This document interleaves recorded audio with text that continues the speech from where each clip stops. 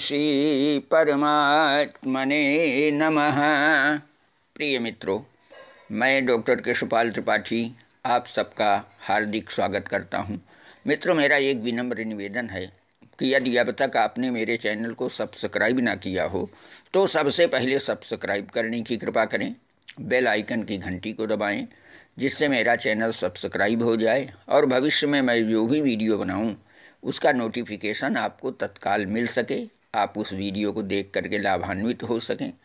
यदि इसके पहले आपने सब्सक्राइब कर लिया है तो दोबारा करने की आवश्यकता नहीं है। मित्रों, ये तो सर्वविदित है कि सूर्य आदि सभी ग्रह अपनी अपनी कक्षाओं में हमेशा भ्रमण करते रहते हैं। कुछ ग्रहों का राशि परिवर्तन भी होता रहता है। तो इस भ्रमण के दौरान जब कोई ग्रह सूर्य के अत्यंत समीप पहुंच जाता है तब वो अस्त हो जाता है, और वह अस्त होने वाला ग्रह जिस भाव का स्वामी होता है उस भाव के फल को कमज़ोर कर देता है, कभी कभी पीड़ा कारक भी बन जाया करता है। जैसा कि पिछले 17 दिसंबर 2018 को शनिदेव अस्त हो गए थे। अब वे 19 जनवरी 2019 को उदय हो रहे हैं, धनु राशि में उदय हो रहे हैं और धनु राशि में ही वर्ष भर रहेंगे। ऐसी स्थिति में वे मीन राशि वाले मित्रों को क्या फल देंगे, इसी विषय पर हम चर्चा करने जा रहे हैं। मीन राशि के लिए शनिदेव लाभ भाव और व्यय भाव के स्वामी होकर के अर्थात 11वें 12वें भाव के स्वामी होकर के 10वें भाव में उदय हो रहे हैं।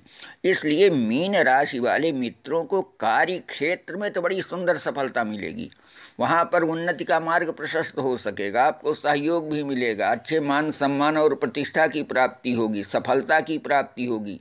वाणिज्य व्यापार व्यवसाय रोजी रोटी आदि का जो भी साधन है प्रत्येक क्षेत्र में उन्नति होगी, पर्याप्त धन लाभ का योग बन सकेगा।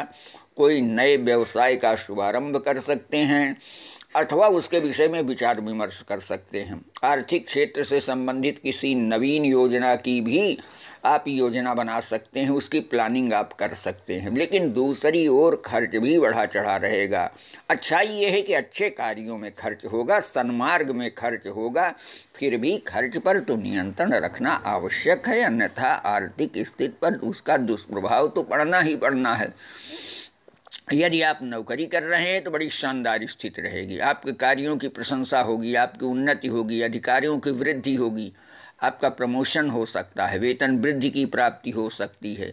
अधिकारी भी आपके कार्यों से संतुष्ट रहेंगे और साथ में जो काम करने वाले लोग हैं वो भी आपका सहयोग और समर्थन करेंगे। समाज में भी आपकी लोकप्रियता बढ़ेगी। जो भी व्यक्ति आपके संपर्क में जाएगा वो आपसे प्रभावित हो जाएगा, आपके कार्यों की प्रशंसा करने लगेगा। मित्रों का बड़ा सुंदर सहयोग मिलेगा। आपको सरकारी क्षेत्र से बड़े अच्छे सहयोग की प्राप्ति हो रही है। जो लोग सरकारी सेक्टर में नौकरी कर रहे हैं उनकी विशेष प्रगति होगी। सरकारी कार्यों में अगर कोई विलंब हो रहा था तो विलंब दूर होगा, अब उसमें आपको सफलता मिलेगी। यदि आपने किसी सरकारी योजना का लाभ उठाने के लिए आवेदन कर रखा होगा तो उसमें भी सफलता प्राप्त होने का योग बन रहा है। लेकिन इतना होने के बावजूद कुछ क्षेत्रों में आपको सावधानी बरतने की आवश्यकता है। विशेष रूप से आप अपनी वाणी और क्रोध पर नियंत्रण रखें, किसी से अनावश्यक विवाद न करें, अन्यथा कोर्ट कचहरी तक की नौबत आ सकती है। साथ ही अगर कोर्ट कचहरी में कोई मामला होगा तो उसमें भी सावधानी बरतनी आवश्यक है। इसके अलावा आप अपने मान सम्मान के प्रति सदैव सावधान रहें। भावावेश में आकर के कोई ऐसा कदम न उठावें जिससे किसी को आघात पहुँचे और वो आपके विरुद्ध ऐसी कार्यवाही कर बैठे जो कि आपके सम्मान के विरुद्ध हो। साथ ही इस समय आपके ऊपर कोई झूठा आरोप भी लग सकता है, इसलिए उसके प्रति भी सावधान रहना आवश्यक है। माता जी का स्वास्थ्य भी इस समय अच्छा नहीं रहेगा, उनके स्वास्थ्य के प्रति भी आपको सावधान रहना आवश्यक है। यत्न और औषधि से कल्याण अवश्य होगा। इस समय आप नौकरी या व्यवसाय के सिलसिले में घर से बाहर रहने की भी स्थिति बन रही, प्रवास का योग बन रहा है, लेकिन वो लाभदायक रहेगा। आपके मैरिड लाइफ पर भी इसका कुछ न कुछ दुष्प्रभाव जरूर पड़ेगा। पति पत्नी के बीच विचारों में भिन्नता हो सकती है, मतभेद हो सकता है। अतः पति पत्नी दोनों को शांति, धैर्य और विवेक से काम लेना चाहिए। एक दूसरे की गलतियों पर ध्यान न दे करके अपनी ओर से प्रेम पूर्ण बर्ताव करना चाहिए, जिससे आपका गृहस्थ जीवन सुखमय बन सके, आर्थिक सामाजिक क्षेत्र में भी प्रगति कर सकें। तो मित्रों, मेरे चैनल को सब्सक्राइब कीजिए, वीडियो को लाइक और